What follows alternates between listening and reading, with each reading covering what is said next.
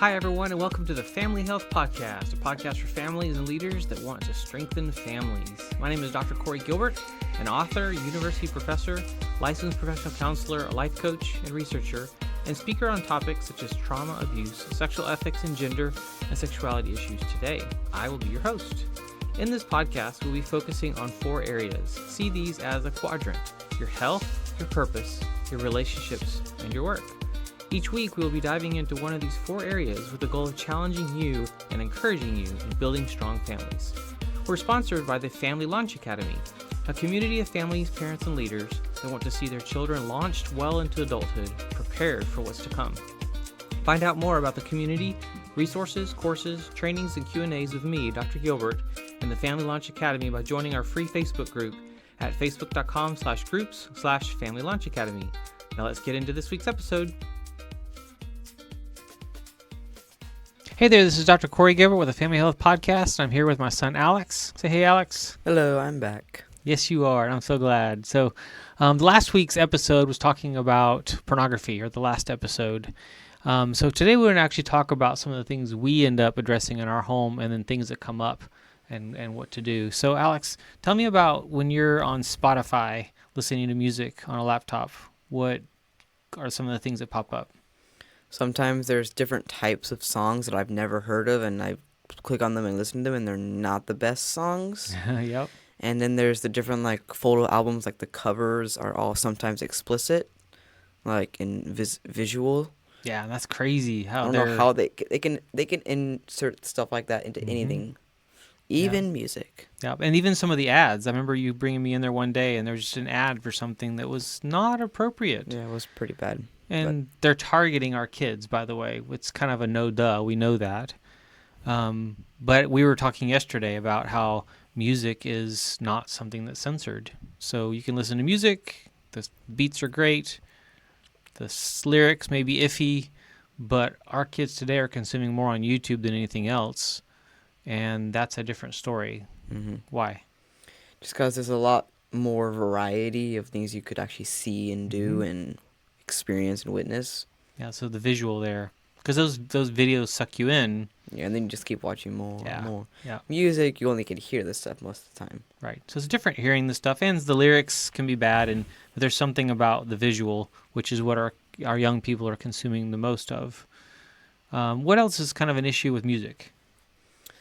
The fact that there's no age restrictions for some songs that should have age restrictions. Yeah, we were talking about that last night. The age restrictions. There's so much out there. Because on TV, there's age restrictions on everything, but music, people don't think about that. Yep.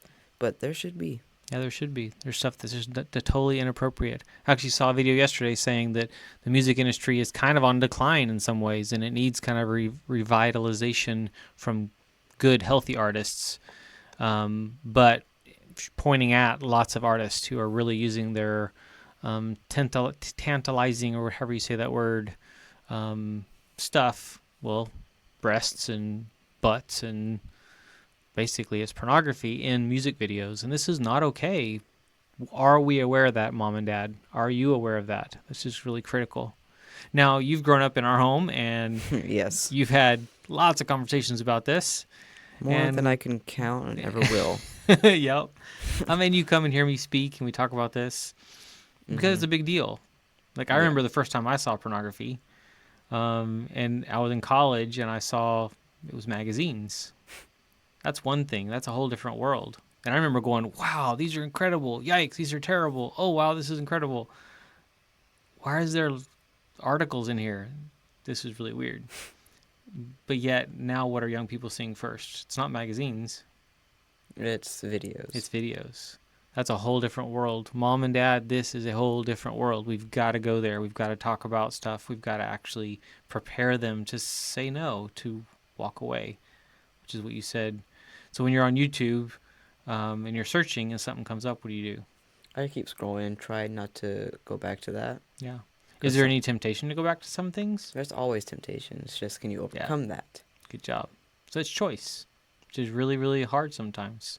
And that's where we actually, it doesn't matter what age we are, we need accountability, and we need those relationships. Me as a dad, I need other men in my life that hold me accountable and talk to me and check on me, just like we do for our kids as they grow and launch.